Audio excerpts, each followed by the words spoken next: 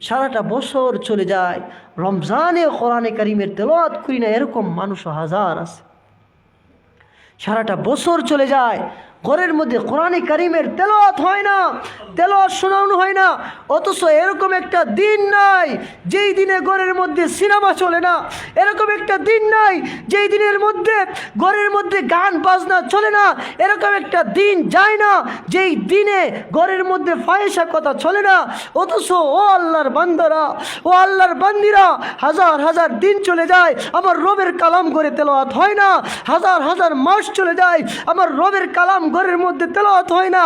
অথচ আমার একটু আফসোস লাগে না, চক্ষু দিয়া পানি ঝরে না, দিলের মধ্যে এরকম আসে না, আমার ঘরে কোরআনে কারিমের তেলাওয়াত হয় না, আমার সন্তান কোরআনে কারিমের তেলাওয়াত শিখে না, আমার সন্তান কোরআনকে স্পর্শ করে না, আমি মা কোরআন পড়ি না, আমি বাবা কোরআন পড়ি না, আমার সন্তানও পড়ে না। দিলের মধ্যে এরকম একটা আক্ষেপ হয় না, এরকম একটা আক্ষেপ জন্মায় না যে আমার সন্তানকে কোরআন শিক্ষা দিতে হবে, কোরআন শিক্ষা দিতে হবে, এটা আমার উপর ফরজ, আমার সন্তানকে শিক্ষা দেওয়া। কত বাবা আছে তার সন্তানকে কোরআন শিক্ষা দেয় না, তার সন্তানকে সঠিক শিক্ষা দেয় না। কত মা আছে তার সন্তানকে কোরআন শিক্ষা দেয় না। অথচ হাজার হাজার মা আছে যে তার সন্তানকে নাচের স্কুলে ভর্তি করে, ইংলিশ মিডিয়ামে ভর্তি করে, তার পিছনে লক্ষ লক্ষ কোটি কোটি টাকা খরচ করে কোরআন পড়াইতে তার সন্তানের প্রতি 500 টাকা খরচ করতে রাজি নাই।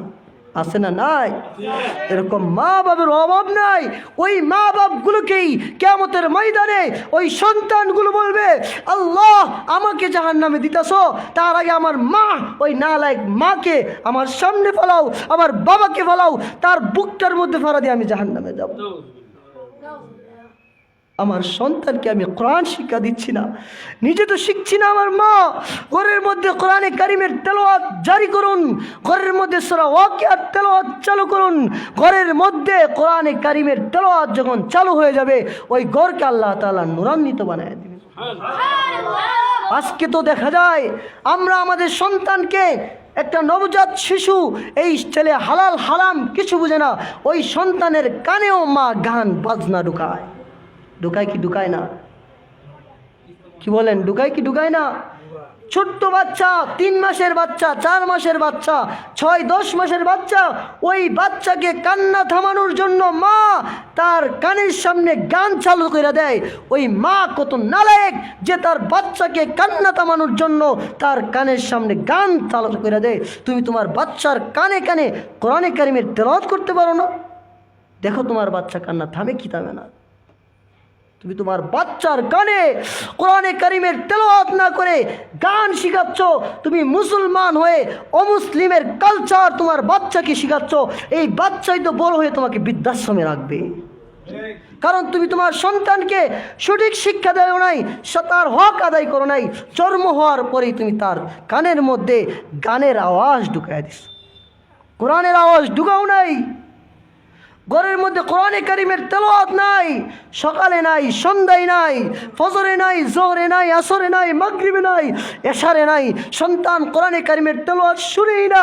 অথচ ঘরের মধ্যে জোহরেও টিভি চলে, আসরেও টিভি চলে, মাগরিবেও টিভি চলে, এশারেও টিভি চলে, রাত 1টা 2টায় টিভি চলে। আমার কলিজার টুকরা বাবারা, আমার কলিজার টুকরা মারা, আপনারা কি আপনার ঘরের মধ্যে 5 ওয়াক্ত কোরআনে কারিমের তেলাওয়াত চালু করছেন? আপনার সন্তানকে কি শিখাইছেন? তাহলে আপনি কি জবাব দিবেন? আপনি তো গান ঠিকই জারি রাখছেন, নাচ ঠিকই জারি রাখছেন, বেহুদা কথা ঠিকই জারি রাখছেন, কোরআনে কারিমের তেলাওয়াত কেন আপনার ঘরে হইল না? তাহলে কিভাবে আপনার সন্তান মানুষ হবে? অথচ এরকম একটা জামানা ছিল, এখন মুসলমানের সন্তানরা কোরআনে কারিমের তেলাওয়াত শুনতে চায় না, মুসলমানের সন্তানরা তাফসীরুল কোরআন মাহফিলে বসতে চায় না।